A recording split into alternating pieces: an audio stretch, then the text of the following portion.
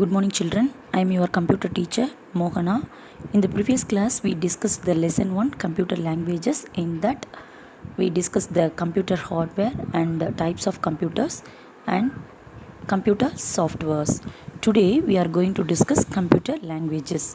Computer languages or programming languages have evolved over a period of time.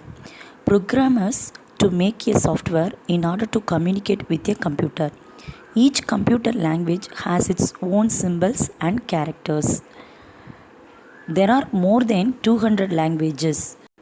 Now we are going to discuss what type of languages are used in the generation of computers. First, low-level languages. A low-level language is the set of instructions which are generally known as machine codes, that is zeros and ones. These low-level languages are very easily understandable by the machine. It is very difficult to human beings.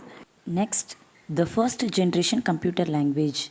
Machine language is the first generation computer language. Machine language is also known as low level language. It is a programming language that can be directly interpreted by the computer hardware.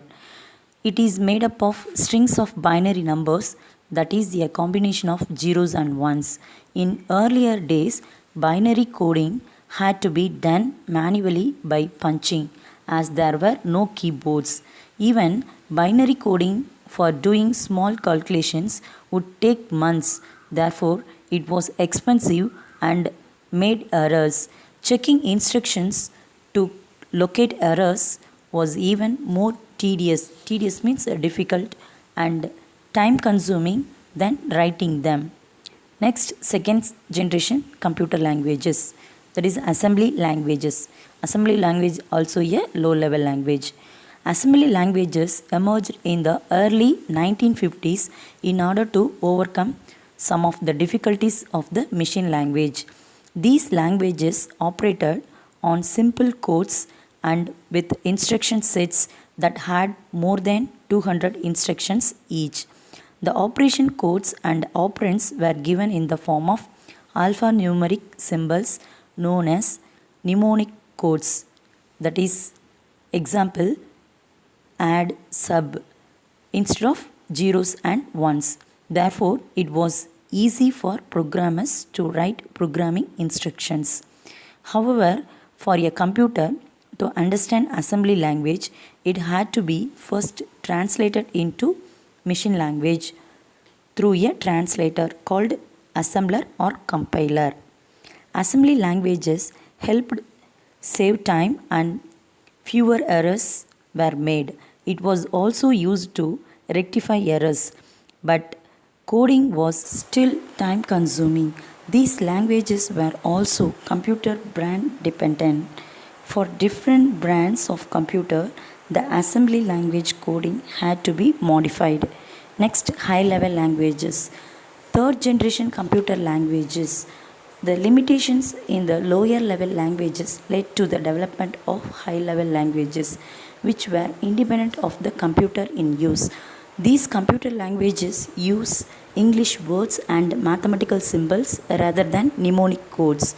Each instruction in the high level language is then translated into many machine language instructions that the computer can understand by using translator programs.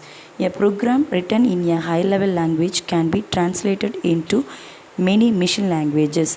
Unlike assembly programs, high level language programs could be used with different makes of computers with little or no modification.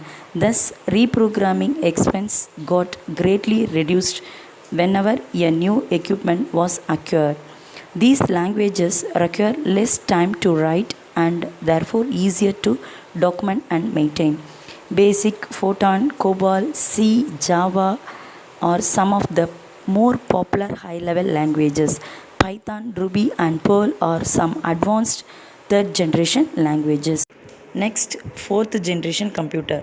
The fourth generation programming languages are easier to use than third generation languages.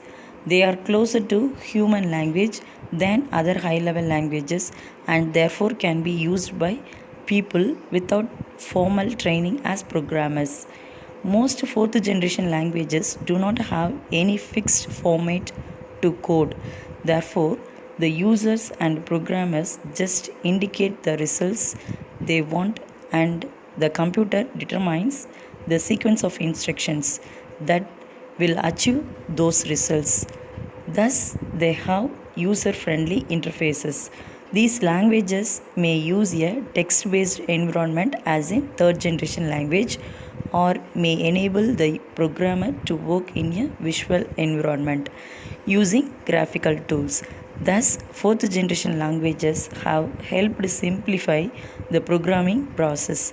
Database software package called DBase emerged as the first fourth generation language, which has now given way to Access. Some advanced third generation languages like Python, Ruby, and Perl combine some fourth generation language abilities within a general purpose third generation language environment. Next, fifth generation computer languages. The fifth generation programming language is a logic language. It is a high level programming language that solves problems using constraints given in the program rather than using an algorithm written by a programmer. These languages are used in research work on artificial intelligence. Prolog, OPS 5 and Mercury are some examples of fifth generation languages. That's all the lesson. You watch the video. Lesson 1 is uploaded in Google Classroom.